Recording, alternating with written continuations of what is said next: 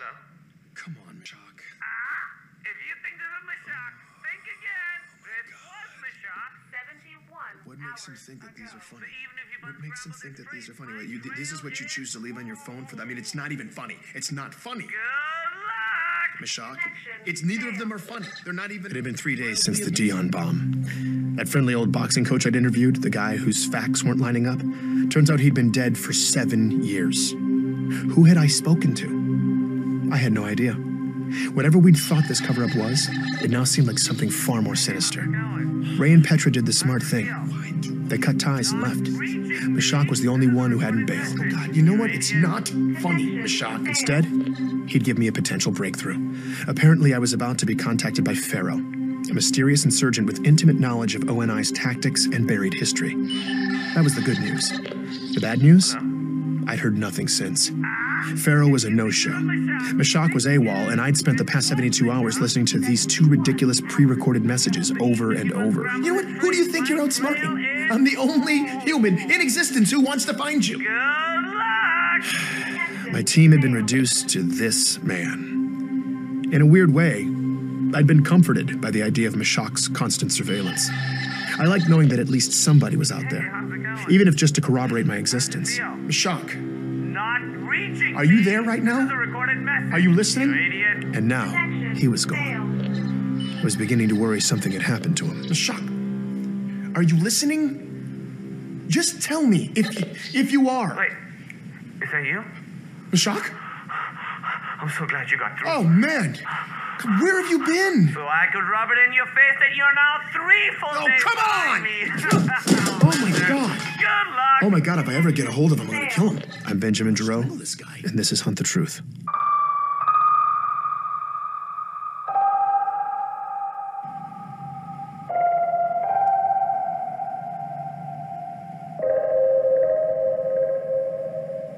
Hey, Ben. It's Ray. Listen. Is there any chance we could grab a drink?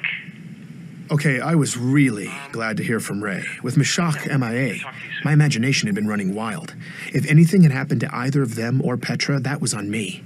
So getting this call was a huge relief. But Ray's never exactly been a let's grab a drink kind of guy, so something must have had him spooked. I rushed over to meet him at this dank dive bar near his place.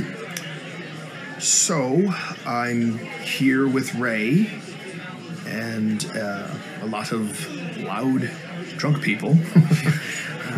Think of all of them as providing cover, allowing us to talk in secret. Exactly. And Ray is aware I'm recording this. Yes. I'm trying not to think about it, honestly, but... Oh, it's fine. So, why'd you hit me up?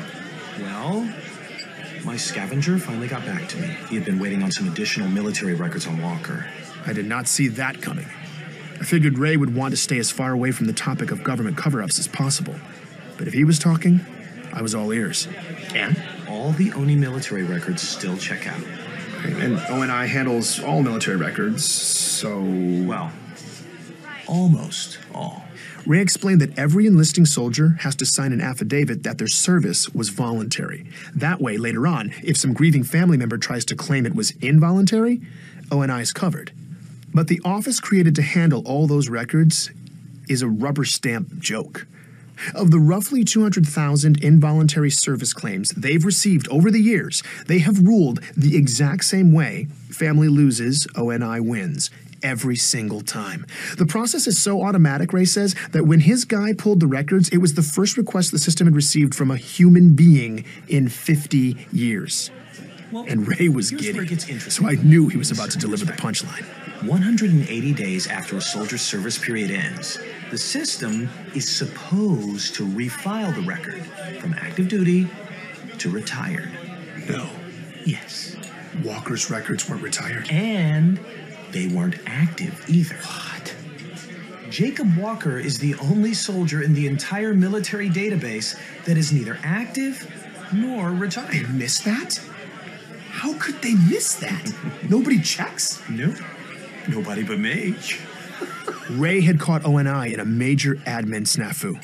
And I guess he was on a roll because what he said next blew my mind. Mild-mannered analyst Ray Kurzig had used my recording of Walker's voice as a template to scan the slush for voice-matching audio. I just took Walker's voice That and cross-checked was it. straight-up pirate stuff. You what? Ray. You're an animal right now. Who are you? Oh, you are gonna love what I found, Ben. Get ready to take back the road, Ganymede. This is your chance to be one of the first on the planet to have your very own hog. More than 3 tons of... Here is our boy Jacob, 19 years ago, hawking utility vehicles for some random dealership. Hog, one of Oh the my God. must-own and best driving It's a commercial? vehicles on the market. Yeah. The new 56 hogs He's an are shipping actor. now. Visit or call a qualified dealer. It's Beauty and the Beast. I couldn't believe it. I was listening to one of the military sources O&I provided me doing a commercial for a hog dealer on Ganymede, when Records had him stationed on the other side of human space. O&I had completely faked Walker, and Ray had caught the stupid bastards red-handed. That's incredible. Sitting there, having that drink, all the frustrations and anxiety that had been blaring in my face for weeks started to fade. Was that a bomber jacket? We ordered another round. That all the time. Ray was actually being funny.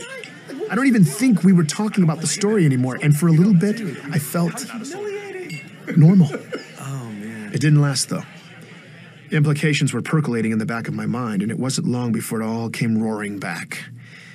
If Walker's boot camp stories weren't real, then the fog around the chief's origins extended beyond his fabricated age 16 enlistment. How far did it go? Where did the truth even begin? All I knew at this point was who I had to speak to the moment I walked out of that bar. It was the only person that Walker's tale had contradicted, and it was someone I'd totally blown off. I just hoped Anthony Petrovsky would take my call. Oh, so now you want to hear my story, Yeah. huh? Yeah, hey, look, I owe you an apology. When we spoke, I didn't know what to believe, and I really should have given you the benefit of the doubt, man. Okay.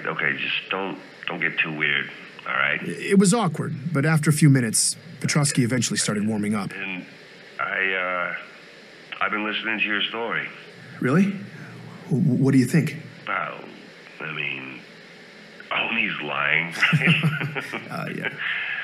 Nah, it's disgusting. Yep. You know, they just make up whatever the hell they want, like we're all stupid or something. You know, it's like, oh, where's the problem? Deep space? Well, let's just throw a glass planet at it, toss in some insurrectionist bad guys, and the story's good to go. You know, it's ridiculous. It's so ridiculous. But all your outer colonies people, though, the listeners, man, they're tearing that crap down. You know, it's great. Oh, It's great. I know. I knew exactly what question I had to ask Petrovsky, but I didn't want to ask it. If I was being honest, I'd been avoiding it my entire career. The Spartan program had a dark cloud around its origins. Civilians had no idea, but soldiers had always whispered about it in the ranks. Even the few scattered details I'd gleaned during my years reporting from the front had been enough to convince me that this was one stone I didn't want to overturn. I was embarrassed to admit I just avoided it, but I couldn't avoid it anymore. Anthony would tell me everything. I just had to get up the courage to ask, and when I did, here's what he said. Look, all I know is rumors, but everybody whispers about it. Oni kidnapping little kids, leaving behind decoys to cover their tracks. Just clones. Clones that were doomed to get sick and die. And all the families thought they were burying their kids. But really, though, their little kids were now government property, kept by Oni, training to be Spartans for years. And then, when they're barely like teenagers, they start biologically augmenting them, which is just a fancy way of saying they tore the kids to pieces and rebuilt them with tech. Whatever tweaks could give the government tactical advantage. Jesus, man. Survival rate on something like that. But for the kids who did live through it, you know, Oni eventually cut them loose. Just sent them out to clean up the ugly in the galaxy. You know, all top secret. Spartans are super classified, so hush, hush, soldier. But then the Covenant showed up. Earth got a front row seat. And all of a sudden you got people throwing parades for them, kneeling at their feet, the pinnacle of humanity. But they're not human. Nobody really knows what the hell's under those Spartan masks. But sure as hell not a hero. It's not a person. Whatever they are, it ain't us. That was the story I'd never wanted to hear. I couldn't prove it. I couldn't report it as more than just rumors. But his story was the only explanation I'd heard since this mess began that actually made sense with the facts. And it gave O&I more than enough motive to bury the truth. Because the truth was a nightmare. The truth was treason, planned and carried out in the shadows with impunity. When you let those in power operate in the dark for long enough, sometimes the dark creeps in. Without checks and balances, it's in our nature to cut corners in the name of efficiency. Trim off pieces of our humanity, a chunk at a time, justifying every cut until eventually all you're left with is horror. By coming forward, Anthony had just broken a rigid code of silence. Don't you have like a... I asked him why. A code of conduct or something you have to follow? Whose code? Huh? Oni's?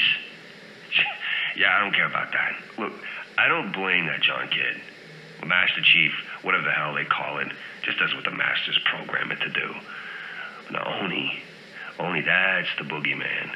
Some sadist CPO wants to test out his Spartan toy, so he oils it up with the blood of my brothers? No, man, no, I'm not keeping quiet for them. Aren't you afraid of retaliation? What are they gonna do? Tell me. Are they gonna make my life suck? Even more than it does? It's too late. I mean, I understand, Ben, you haven't seen where I live, what my house is like. So let me just tell you this. You might prefer the shelter. I eat canned proteins, man.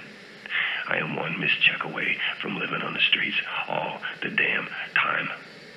I got this. I got a titanium arm. Huh? Vets benefits on this planet, it's a joke. And this is how they repay me for running through the meat grinder for 15 years, for laying down your life every damn day for them. And you think I owe them some kind of responsibility to be quiet? No, I don't owe them a damn thing. Not after what I've been through. Good, thanks. I gotta go. I'm sure this sounds callous of me, but as Petrovsky described his hardships, I was drifting away. His story had left me dazed. I said I wasn't feeling well. I had to go.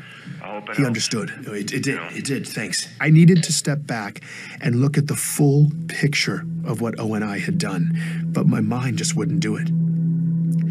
Instead, I was fixated on one odd piece. The doppelgangers made to replace the kidnapped kids. Out of the disgusting quilt Petrovsky had laid out, I was stuck imagining the tragic life of one of these clones. They were human. They were created in a lab, altered so their bodies grew painfully fast, their bones stretching by the hour, newborns inflated into 6-year-olds. Someone taught them to walk, to speak. Did their handlers touch them? Did anyone look in their eyes? Did they have names? When it was time, O&I plopped them into some other kid's life, leaving them alone in a dark, unfamiliar room in a bed that was probably still warm.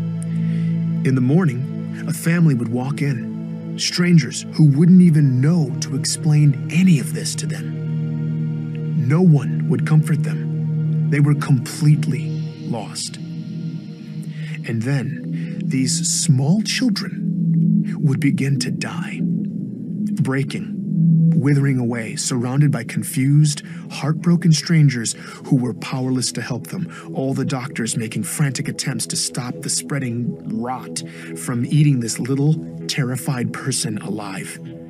It was all just desperate wailing against the inevitable, and they would be forced to endure all of it, because no one knew the truth, that these children had lived in chaos until they died in excruciating pain because someone had designed them to do just that. The nightmare the clones endured was not a byproduct of ONI's plan. The nightmare was the plan.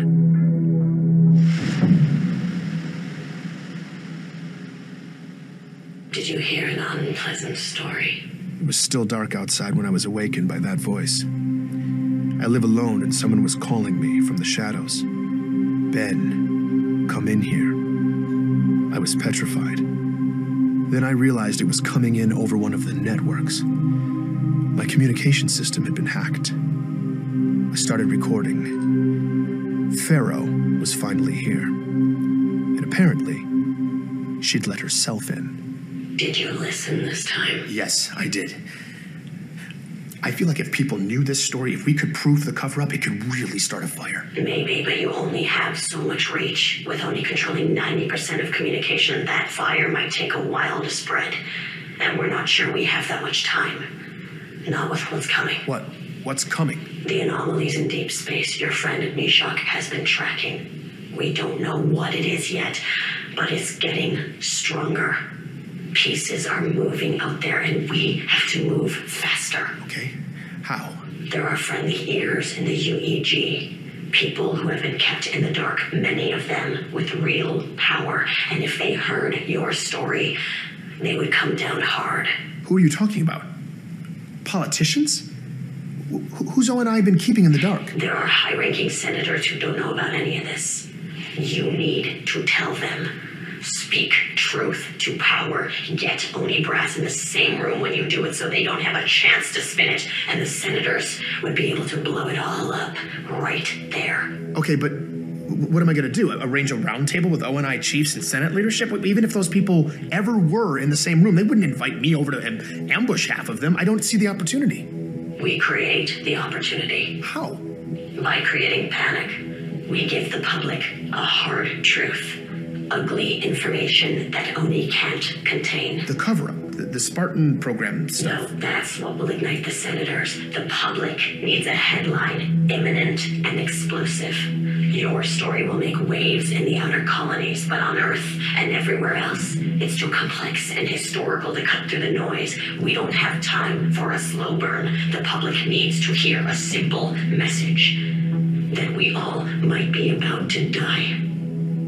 And that's what we'll give them. Pharaoh was a force of nature, and something big was about to happen. It would get sympathetic politicians and ONI leadership all in the same room and set the table for me to lay out my proof, expose the cover-up, and blow it all open. Oni will be right where you want them, and then I'll open the door. And once you're in, you go for the throat.